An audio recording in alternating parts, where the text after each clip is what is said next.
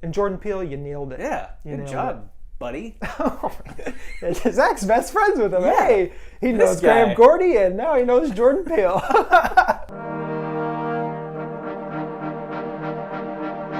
Welcome back, everyone.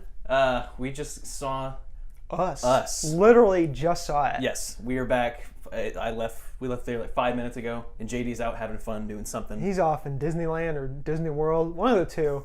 One of the coasts. Having a blast. And we're seeing horror movies. Yeah, and we were terrified.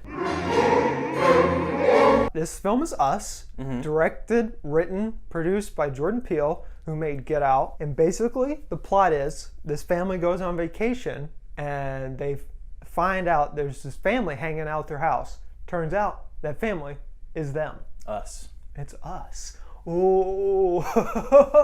That's when all hell breaks loose, basically. Yep. And it's one long, chase scene. Mm-hmm. That's kind of what I liked about it. The whole film is eerie because you're just like, what's going on? Why are they doing this? I don't know. They don't really. Just run. Yeah, they don't really explain for a very, very, very long time. It's like the last 5 minutes. Yeah, really. you get the idea. Like the second Lupita Nyong'o explains a little bit, enough to where you're like, okay, these people mean business. Our main characters need to run fast.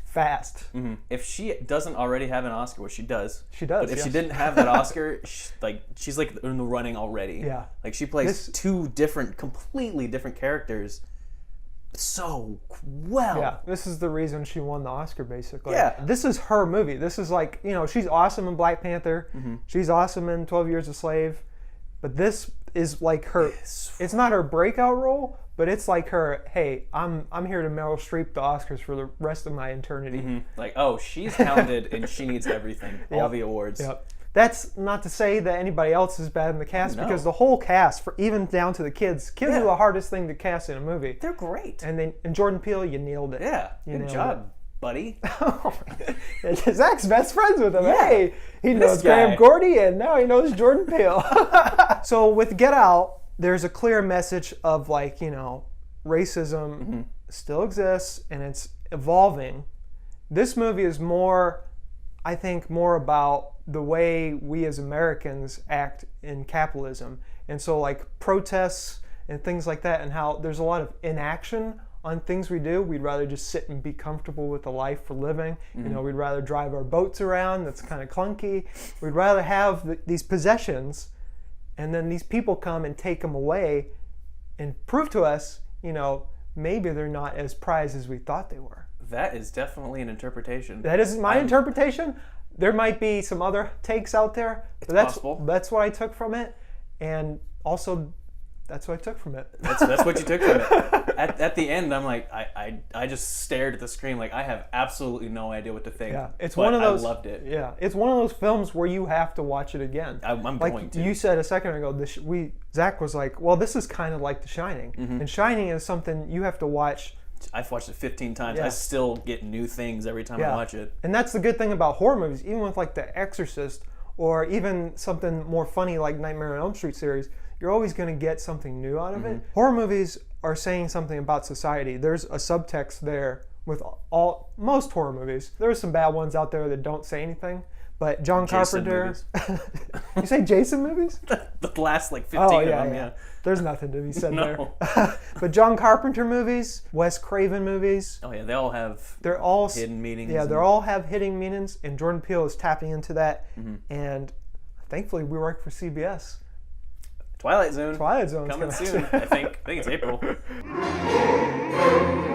Lupita Nyong'o's other character, I got goosebumps as soon as she started talking. Yeah. Like I don't know what she's kind of talking like this, sort of. Yeah. She's coming from the bottom of her esophagus, way down here. That's a lot of work for her, because at the very end, she basically explains her evil plan. It's not an evil plan when you find out. We're not going to spoil everything, but there's a split screen shot where everything's in focus. So you see Lupita, our main character, and Lupita, the bad character.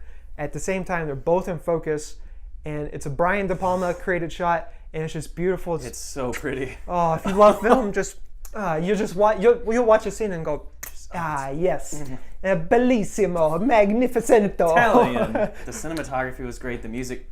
I'm still like getting creeped out by the. Oh yeah. I've listened to the I Got 5 on It remix about 30 times before this started, and they use that like those chord progressions or whatever they're called. I don't know what to call. I don't know.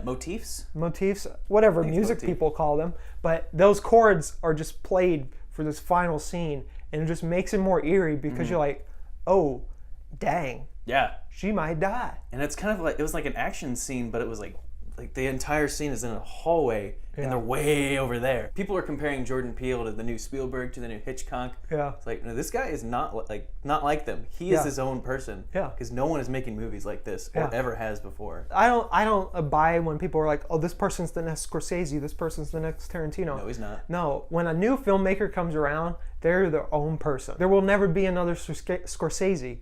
Scorsese will influence other people. There will people pay homages to him. Same with Tarantino. I can't say anybody's name tonight. Well, you picked the two weirdest last names in filming. There'll be no more Fellinis. There'll be no more. He is his own director. He is his own filmmaker. He's making these films for the modern generation, and they're connecting with audiences so well. It's a fun time at the movies. Like that's exactly. That's the whole point of going to movie theaters. It's fun. It makes us love doing this. Yeah, that's why we're like ultra peppy right now, because we just saw it. And we have both drank like 79 ounces of Coca-Cola. I am incredibly caffeinated right now. How many scissors out of 10 would you give us? I'm going to give it probably a 9.5 out of 10. I'm not going to give it the full Monty scissors, but it's a movie you got to see way more than once. The only thing I hate about rating stuff in the moment is like I might change that over time. Yeah. So yeah, 9.5 out of 10. 9.5. I gotta go 9. There you go. Mainly because the movie is fantastic, but we just saw it, so I don't know exactly what to think other than I was entertained. Yeah. And I was extremely entertained. It was funny. Yeah, like really shockingly funny. enough. Yeah. I mean, it's Jordan Peele. I should even in parts where it wasn't supposed to be funny. I feel like Jordan put some stuff in there to make it funny. Just a little sprinkle of comedy. Yeah. It's like his old job or something. Is that your Salt Bay? Yeah, he Salt Bayed some comedy in there. Also, that's comedy death. Yes, Salt Bay. We killed it. It's dead now, much like this segment. Yep. And that's how we end it. It's done. Cut it out. Hey, like scissors.